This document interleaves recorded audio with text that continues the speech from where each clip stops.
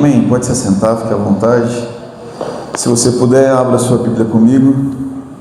Salmos, capítulo de número 42, ou Salmos de número 42. Louvado seja Deus.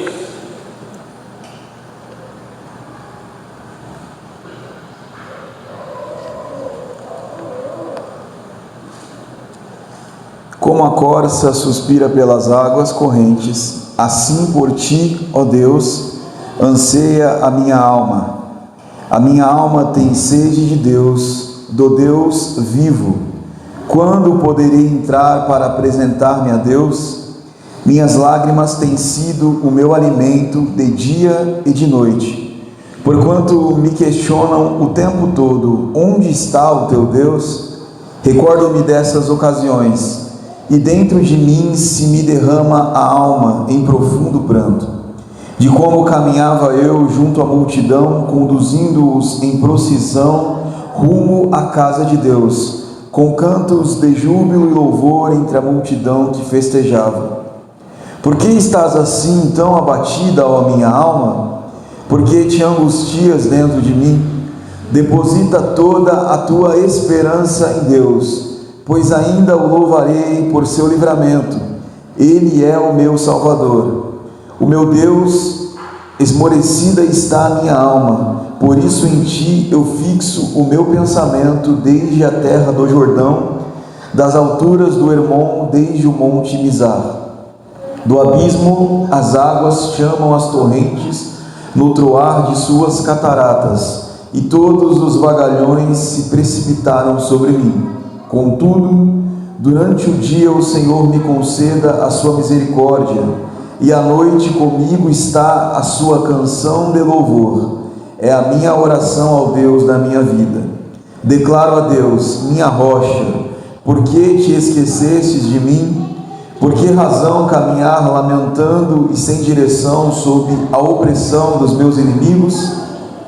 Como uma espada que perfura meu corpo e atinge os ossos, é a aflição produzida pela zombaria dos meus adversários, questionando-me sem parar: onde está o teu Deus? Por que estás assim tão triste, ó minha alma? Por que martirizas o meu ser? Põe a tua esperança em Deus, porquanto ainda o louvarei por tua presença salvadora, ó meu Deus. Amém? Existe algo aqui entre nós muito comum, e eu poderia dizer que todos nós aqui estamos passando por esse algo comum. Baseado nesse texto que eu acabei de ler, eu chego à conclusão de que ninguém aqui está plenamente satisfeito. Isso é algo para se pensar, porque talvez se a gente fizer separações entre áreas da sua vida, você possa dizer: na minha vida profissional eu estou realizado. Talvez na minha vida conjugal, familiar, financeira, eu estou realizado. Porém, eu tenho sonhos ainda a ser alcançados, eu tenho coisas que eu gostaria de conquistar, ou eu tenho vontades que eu ainda não realizei. Fato é que se todo ser humano se autoavaliar, vai perceber que não está plenamente satisfeito em si mesmo. E quando eu olho para esse texto, apesar de ser bastante conhecido, o livro do Salmo, no capítulo 42, ele está narrando a sede que todo cristão, que todo servo e serva de Deus precisa ter acerca de Deus. Alguns de nós talvez estejam cansados, alguns estejam frustrados, ou talvez a gente nem saiba explicar de fato o que estamos sentindo. Mas é como se um vazio existisse dentro de cada um de nós, e nós tentamos resolver esses vazios de diversas formas. Alguns resolvem os seus próprios vazios trabalhando demais, procurando ocupar-se em muitas atividades. Outros acreditam que o vazio na sua alma é falta de consumo. Então eles vão ao shopping, vão ao supermercado, vão a algum tipo de loja para comprar mais. Algumas pessoas pensam que a satisfação e o preenchimento de seu vazio está em distrair-se. Então, quanto mais distração, menos vazio. Algumas outras pessoas pensam que quanto mais ela rolar o feed, a tela do seu smartphone, mais distração ela terá, então menos vazio ela vai sentir. Só que, se a gente for parar para pensar em todas as distrações que a vida hoje nos oferece, nós rapidamente chegamos à conclusão de que nada disso é suficiente para preencher os vazios da nossa vida, da nossa alma e do nosso coração. Nada disso resolve de verdade. Séculos atrás, Santo Agostinho de Hipona escreveu algo que eu acho maravilhoso. Ele diz assim: olha, fizeste-nos para ti, e o nosso coração está inquieto enquanto não descansar em ti. Isso que foi escrito há séculos atrás continua absolutamente atual. O que Santo Agostinho está dizendo é que existe uma certeza no coração dele de que nós fomos feitos para Deus e de que o nosso coração só poderá encontrar satisfação, conhecimento e descanso em Deus. Essa inquietação da nossa alma que às vezes nos aflige não é defeito de fábrica não, irmãos. É um diagnóstico. É isso que o texto está narrando para o nosso coração. E é exatamente assim que o Salmo 42 começa. Assim como a corça anseia pelas correntes das águas. Isso aqui não é uma poesia leve. O salmista não está fazendo aqui uma poesia leve. Ele está falando de sobrevivência. Ele está dizendo que a corça anseia, deseja, necessita da água para sobreviver. E ele faz uma relação com a presença de Deus. Assim como a corça anseia, necessita, precisa das correntes das águas, assim a minha alma precisa de ti, ó Deus. Portanto, é exatamente assim que ele começa. E o diagnóstico é: a corça está ofegante, exausta, desesperada, cansada. Ela não quer apenas a água, ela precisa da água, ela necessita da água para não morrer. Uma pessoa com sede, se ela tomar um refrigerante de 2 litros, pode ser que ela se sinta saciada por alguns segundos, mas não vai matar a sede dela. Quem está com sede precisa de água, assim como quem está com sono não precisa de café, não precisa de energético, precisa de cama, de descanso, precisa de dormir. Então o salmista está dizendo: Deus, a minha alma está assim, exatamente assim, pelo Senhor. Então perceba algo interessante. A nossa insatisfação com a vida, com os problemas, com a nossa caminhada e com as coisas que nos acontecem não é um erro. Amém? Amém. Mas é um ponteiro. E por que um ponteiro? Porque toda essa nossa insatisfação aponta para o fato de que fomos feitos para Deus. Então, todas as vezes que um problema surge e te desanima, todas as vezes que um vazio aparece e te decepciona, te enfurece ou te frustra, lembre-se de uma coisa: isso é um ponteiro que está te levando e te direcionando a uma verdade maior. Você foi feito e foi feita para Deus. Mas aqui está um problema moderno. Nós temos sede. Quem tem sede aqui? Todos nós temos sede. Mas o que o salmista está dizendo é que muitas vezes nós estamos tentando saciar a nossa sede, buscando em fontes erradas. Então, nós estamos participando de momentos litúrgicos, nós estamos buscando coisas que nos prometem satisfação, mas o resultado disso é que essa busca, essa entrega nos deixa cada vez mais vazios. Eu estou relendo um livro que eu li alguns anos atrás, e o título desse livro é Você é aquilo que ama, o poder espiritual do hábito. E o autor, ele argumenta algo que eu acho muito bom para os nossos dias.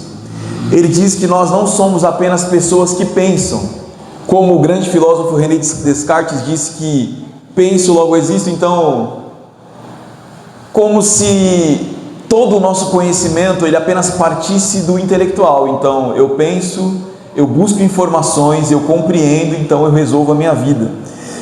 ele vai um pouco mais além, ele vai dizer que nós somos pessoas que não apenas pensam, mas nós somos pessoas que sentem, pessoas que amam. Então, você não é definido apenas por aquilo que você sabe, pela informação que o seu cérebro é capaz de armazenar, mas você é definido por tudo aquilo que o seu coração ama e deseja. Então, perceba que o salmista, ele não explica Deus. Quando o salmista começa a escrever a lógica daquilo que o seu coração estava sentindo, ele não traz explicação sobre quem Deus é, o que Deus é capaz de fazer, quão grande ou quão poderoso Deus é, mas ele expressa o desejo que ele tem por alguém que de antemão ele já conhece. Então, aqui eu abro um parênteses para dizer algo para o teu coração. Todo conhecimento intelectual acerca de Deus, ele precisa resultar em um desejo no nosso coração. Portanto, qualquer conhecimento que você adquirir acerca de Deus, se ele não resultar em sua alma desejando ser mais parecida com Cristo, desejando estar mais tempo diante da presença de Deus, então é meramente um conhecimento intelectual que não transformou a sua vida de dentro para fora. O versículo 2: a minha alma tem sede de Deus, do Deus vivo. Quando poderei entrar e apresentar-me diante de Deus? Perceba, ele não está discutindo o conhecimento, ele não está expressando a teoria daquilo que ele conhece, ele não está organizando uma doutrina, ele está expressando o desejo, porque no fundo o que a nossa alma quer não é informação, o que a nossa alma precisa é da presença de Deus em nós. Então, as liturgias que de fato moldam o nosso coração, esse autor que eu citei, ele chama a atenção para algo poderoso. Existem práticas diárias da nossa vida que formam os nossos amores, e a gente nem percebe. Por exemplo, a nossa vida, ela se constitui de hábitos, rotinas e ambientes. Hábitos, rotinas e ambientes. E hábitos, rotinas e ambientes discipulam o nosso coração todos os dias. Por exemplo, talvez todo dia você se levanta no mesmo horário, toma o seu banho, toma o seu café, se arruma, pega suas coisas e vai para um ambiente. Então você tem a rotina de acordar todos os dias no mesmo horário, tem o hábito de tomar banho ou não tomar banho, tomar café ou não tomar café, se organizar ou não se organizar, tudo isso é um hábito. E você vai para um determinado ambiente. Portanto, tudo isso tem capacidade de discipular o meu e o seu coração. Esse autor que eu citei, por exemplo, ele faz uma relação com o shopping center, uma visão mais antiga. Ele diz que o shopping, por exemplo, é um templo. E olha que interessante, o shopping não é só um lugar, o shopping é uma experiência que é cuidadosamente pensada e construída para o consumo. Então, tudo que você encontra em um shopping comunica. Quem gosta de ir para o shopping aqui? Agora, para pensar quantas vezes você já viu uma janela aberta no shopping que permite que você veja a rua. Qual shopping que você já foi que tem uma janela linda, gigante, e você consegue ver lá fora? Eu nunca vi, em todos os que eu fui. Segunda coisa, a luz, ela é maravilhosa no shopping. A música é ambiente. E as vitrines, meu irmão, as vitrines elas nos seduzem. Às vezes você vai para o shopping para não comprar nada, mas de alguma forma você olha para alguma vitrine e parece que você sempre precisou do que aquela vitrine está te oferecendo. É loucura. Você começa a pensar assim, poxa, um tênis de R$150 é maravilhoso, está ótimo. Aí você passa pela vitrine e tem um de 800, você fala, meu Deus, eu preciso desse tênis. Você não precisa, mas de alguma forma aquele ambiente te faz achar que você necessita daquilo. Vocês estão me entendendo, sim ou não? Então, a mensagem central que um shopping comunica, que o ambiente do shopping comunica para a nossa vida é: você não está completa, mas hoje você pode ficar. Então, a redenção estará sempre na próxima compra. O sacrifício que você oferece nesse templo é o dinheiro, o Pix, o cartão de crédito, as parcelas, o boleto, seja lá o que for. E a bênção é você poder sair do shopping carregando as suas sacolas. E aí você sai aliviado pensando, nossa, que bom poder consumir e comprar. Aí daqui uma semana você está preocupado com os boletos, com as faturas, com o cartão, enfim. Mas qual que é o resultado disso? Dívida, ansiedade e vazio. Porque daqui a alguns meses vai lançar um produto novo, aquilo que você comprou vai ser atualizado. Smartphone, por exemplo, a febre do iPhone. Eu nem sei, eu acho que está no 17 já. E daqui a pouco sai o 18 e você pode estar com o 17 que você está pagando parcelado. A sensação que você tem é que você precisa do 18. Então esse poder que o consumo gera em nós é esse ambiente da religião, do consumo.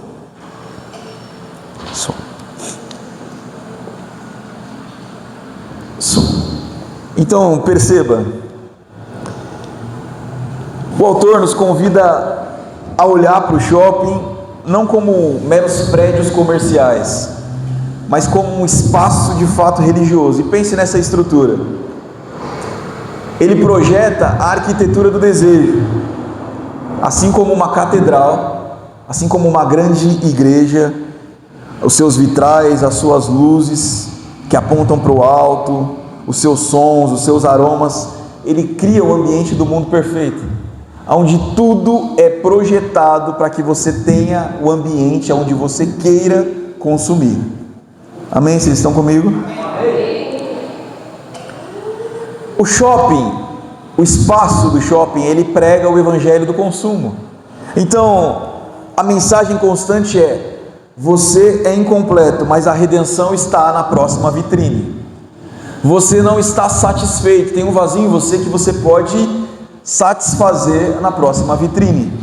Então, o shopping tenta nos convencer de que a nossa alma tem sede de uma nova marca, de uma nova roupa, de um novo smartphone, de um novo produto ou de um novo status social.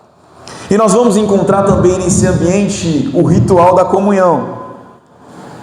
O ato de chegar ao altar, que é a maquininha do cartão, e fazer o sacrifício de passar o cartão de crédito lá. Então, a sacola na mão é o símbolo visível de uma graça momentânea. Então aquilo vai satisfazer o seu desejo momentâneo. E qual que é o problema disso tudo? Para que você entenda a relação que isso tem a ver com o texto que eu estou dizendo. O problema é que isso é uma liturgia que nunca satisfaz. Obrigado, irmã. Amém. Tá bem melhor isso aqui. A liturgia nunca satisfaz. Vou repetir tudo, tá? Que esse microfone estava ruim. Brincadeira. Então, as liturgias, elas vão moldar o nosso coração. Amém? Vocês estão entendendo o que eu estou querendo dizer? Amém. Todo o processo litúrgico tem poder de moldar o nosso coração. Isso quer dizer o quê? Que existe algo poderoso nisso. Essas práticas diárias, elas têm capacidade de formar os nossos amores. E isso acontece sem que a gente perceba. Então os hábitos, as rotinas e os ambientes formam os nossos amores. E qual que é a conexão que isso tem com o Salmo 42? Aqui nós podemos experimentar uma sede que é real e uma sede que é falsa. Nós podemos verificar o engano do coração inquieto. Por exemplo, Agostinho dizia que o nosso coração, ele sempre estará inquieto. Essa teologia do consumo, ela se aproveita da nossa inquietude e ela oferece para o nosso coração descansos temporários. Ela oferece para o nosso coração coisas que na verdade só têm capacidade de aumentar a nossa sede, de aumentar o nosso desejo, de aumentar a nossa necessidade. É como você estar morrendo de sede e beber água salgada, não vai saciar a sua sede. Então, tudo isso fala da deformação do nosso amor.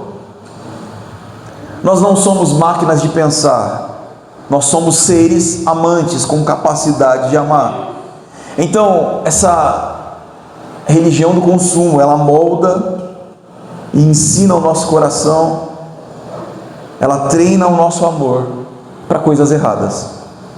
Quando o salmista grita, como a corça anseia pelas águas, ele está tentando reorientar um desejo que foi sequestrado pela liturgia desse mundo.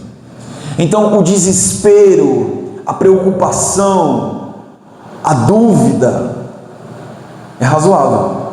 Todos nós iremos sentir dúvida, desespero, preocupação, vamos nos frustrar, vamos ficar inquietos, mas o que o salmista está dizendo é: o conhecimento precisa gerar o desejo.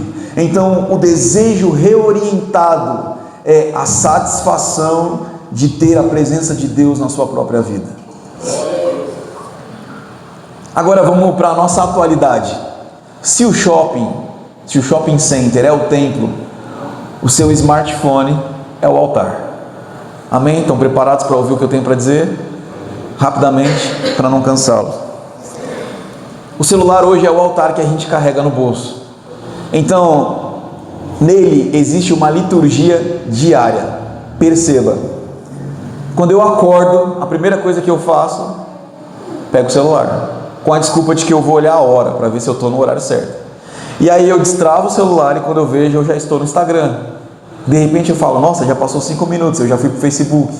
E aí daqui a pouco eu estou no TikTok, eu estou no Instagram de novo. E aí eu vou ver uma mensagem no WhatsApp. E quando eu vejo, eu já estou atrasado para o horário do meu banho, já quebrei a minha rotina.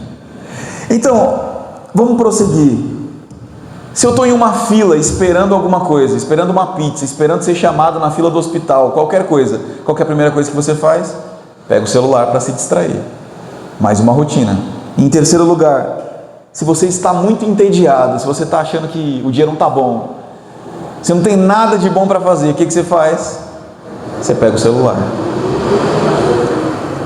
Então, sabe qual que é o efeito disso? É um scroll de tela infinito. A gente passa a maior parte do tempo subindo e descendo o feed do celular. E a gente nem percebe. Então a gente começa bem, porque a nossa intenção é se distrair, é ver algo engraçado, ver algo interessante, ver vídeos ensinativos, educativos, pedagógicos, enfim. Só que a gente começa bem e termina se comparando, desejando aquilo que ainda não temos e sentindo que a nossa vida nunca é suficiente. Então perceba essa liturgia, você olha e vê viagens que você nunca fez, lugares que você nunca visitou, restaurantes que você não tem condições de ir, e você vê vidas que você não tem capacidade de viver, e sem perceber a sua alma entra em colapso. Aí no final do dia você está carregando um peso desgraçado e você se pergunta: nossa, por que está tão difícil assim? Por que eu estou sentindo esse peso? Nem sei porquê. E aí o salmista vai dizer: porque a reorientação do teu amor está equivocada. Então, quanto mais liturgicamente você preenche a sua alma de coisas efêmeras desse mundo, mais o seu desejo vai estar voltado, os seus amores vai estar voltado para qualquer coisa que não é a presença de Deus. Por isso que o salmista diz: por que está abatido a minha alma? Não é por falta de coisas, não é por necessidades, mas nesse contexto que nós vivemos é por excesso de comparação. Então, o autor James Smith diz algo interessante. Ele usa a imagem do shopping como um templo, mas hoje a maioria de nós carrega esse templo em nosso bolso, porque tudo o que você precisa e consegue comprar num shopping, você também consegue acessar pelo seu celular. E é pior ainda, porque a onda do algoritmo ouviu o que você necessita e ele vai ficar jogando na sua tela o tempo inteiro. Então olha que interessante, o smartphone é o altar onde a liturgia da comparação acontece incessantemente. E aqui nós temos a arquitetura do desejo digital. Os algoritmos das redes sociais são exclusivamente desenhados para capturar a minha e a sua atenção, para despertar os desejos que nós nem sabíamos que tínhamos. Assim como o shopping cria um ambiente artificial, a tecnologia cria um ambiente, o Instagram cria um ambiente, as redes sociais criam um ambiente, e uma realidade que é curada e editada. Então nós vemos os melhores momentos, as melhores conquistas, os rostos mais bonitos, os corpos mais bonitos, as pessoas mais felizes e os cenários mais perfeitos, desenhados milimetricamente para serem como são, para despertar a minha e a sua atenção, para que o resultado disso tudo seja um coração e uma mente sobrecarregada, desejando aquilo que não possui. E esse evangelho do Rio Perfeito, a mensagem silenciosa que nós recebemos cada vez que nós rolamos a tela do nosso celular é: a sua vida é sem graça. Olhe para a vida dessas pessoas que você acompanha, é muito mais interessante do que a sua. Isso explora diretamente a inquietude que Agostinho menciona, porque nós somos levados a buscar validação. Então tudo aquilo que nós fazemos a partir desse entendimento é buscar validação. Então você vai postar para ter likes, curtidas, seguidores, e você, cada dia que você percebe um seguidor na sua rede social, você recebe isso como validação pessoal, como se isso fosse o que valida quem você é. Amém? Então, qual que é o problema dessa validação? Porque a gente começa a desejar a vida que não é nossa. Nós desejamos, cobiçamos aquilo que é do outro, cobiçamos o relacionamento do outro, as finanças, a casa, enfim, a vida do outro. E aí você começa a olhar para a sua própria vida e não vê sentido nela, porque você não tem tudo aquilo que os seus olhos te mostram nas redes sociais. Então, o ritual aqui não é mais passar o cartão de crédito. O ritual aqui não é mais fazer o Pix. O ritual aqui não é mais parar para se preocupar com os boletos que você tem vencendo. O ritual aqui é o toque infinito na tela, é a curtida infinita, é comentar algo esperando que traga esse mesmo excesso de dopamina que o ambiente do consumo traz. Amém? Vocês estão comigo? Amém. Mas assim como o shopping, a nossa satisfação é momentânea e efêmera, a necessidade da rede social também é a mesma. A necessidade de assistir mais um vídeo, de fazer mais um post, de receber mais um like, de ver outro vídeo, de ver outro vídeo, e assim vai. Então, a alma abatida, ela está, diz o salmista: por que estás abatida, ó minha alma, e por que te perturbas dentro de mim? Você percebe a loucura? O salmista está fazendo uma pergunta para ele mesmo. Ele olha para a alma e diz: por que você está abatida? E por que você se perturba dentro de mim?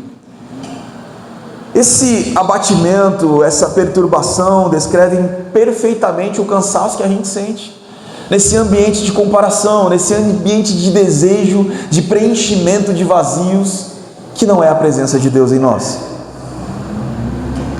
Então, o que o Espírito Santo está dizendo para o nosso coração é que existe um problema na comparação, e é quando você fica cansado de viver em si mesmo.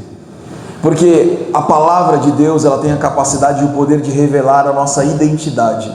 Somos quem somos porque Cristo nos fez assim. Somos filhos e filhas amados de Deus. Portanto, não há em nós nada errado em nossa estrutura de ser. E tudo aquilo que nos for acrescentado é bênção e benefício da parte do Senhor, não é realidade de vida. Ou seja, você não precisa de nada externo para ser completo, realizado e feliz. A presença de Cristo Jesus na sua vida é suficiente. Amém? Amém.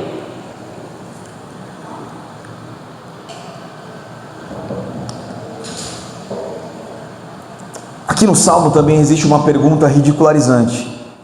O inimigo do salmista zomba dele: onde está o teu Deus? Lá no versículo 3.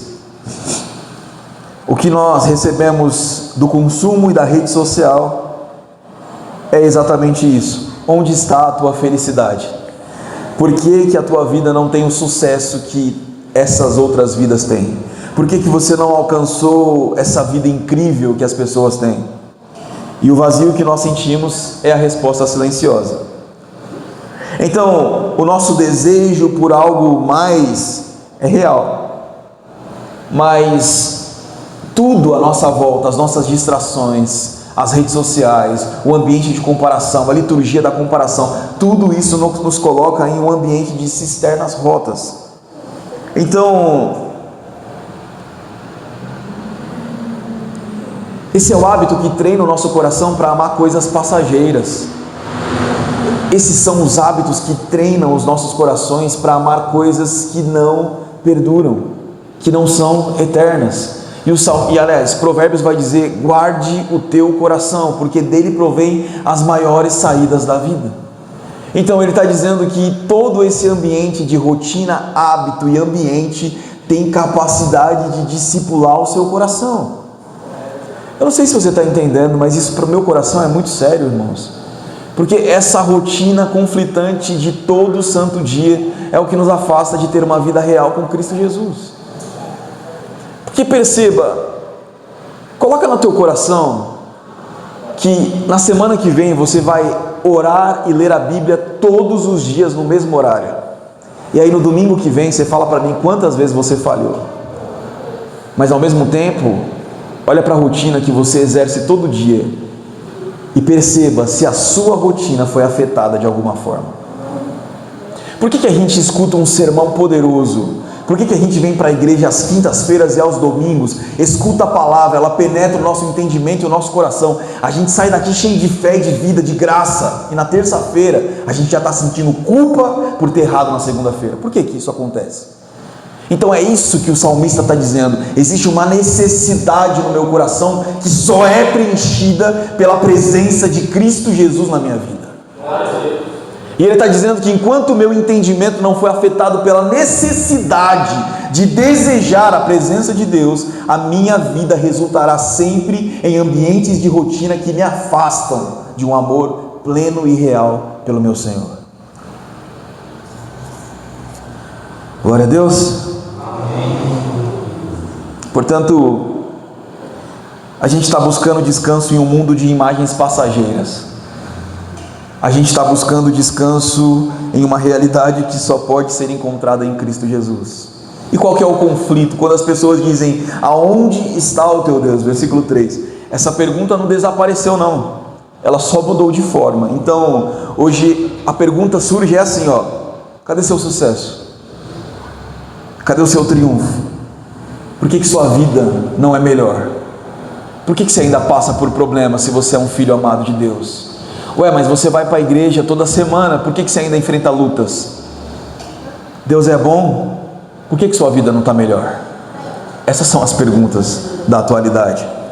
Só que o versículo 7 vai nos relatar que um abismo chama outro abismo. Então quando você tenta preencher um vazio do coração com coisas rasas, você vai aprofundar ainda mais esse vazio. Mais consumo, mais insatisfação, mais tela, mais ansiedade, mais comparação, mais tristeza e frieza espiritual. Um abismo chama outro abismo. O resultado é uma alma infinitamente cansada, conectado com todo mundo, mas desconectado da presença de Deus. A inquietação de Agostinho vira exaustão na atualidade moderna. Então nós precisamos reeducar o nosso amor. Versículo 5: porque está abatida a minha alma, espere em Deus. Parou de novo. E aqui o salmista, ele faz algo decisivo. Ele interrompe esse ciclo. O salmista, ele começa a falar com ele mesmo, mas ele decide interromper o ciclo. Isso mexe com o meu coração. Ele diz assim: olha, espera em Deus. Então ele para de escutar as suas próprias inquietações e ele começa a confrontar a sua própria alma.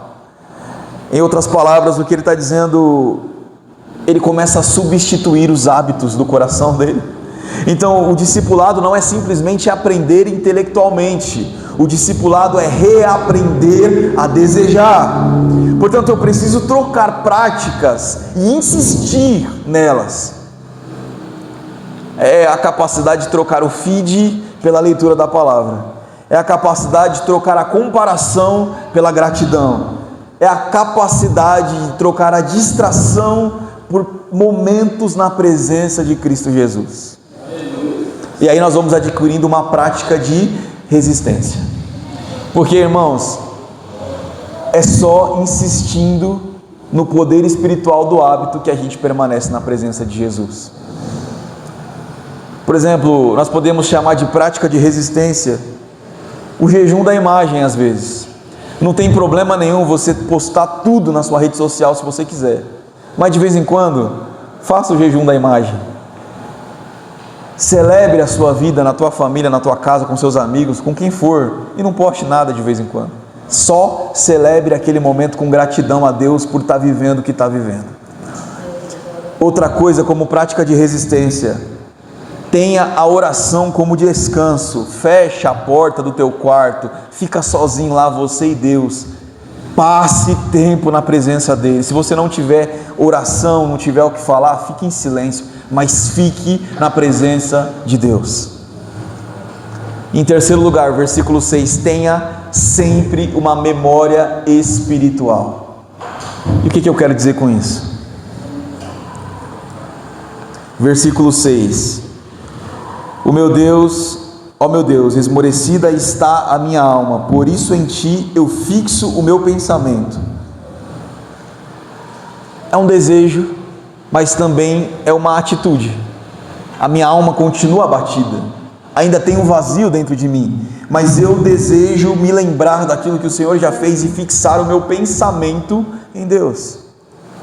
Então, você não vence só lutando contra o seu pecado, você não vence só lutando contra os seus hábitos, você vence cultivando um amor maior.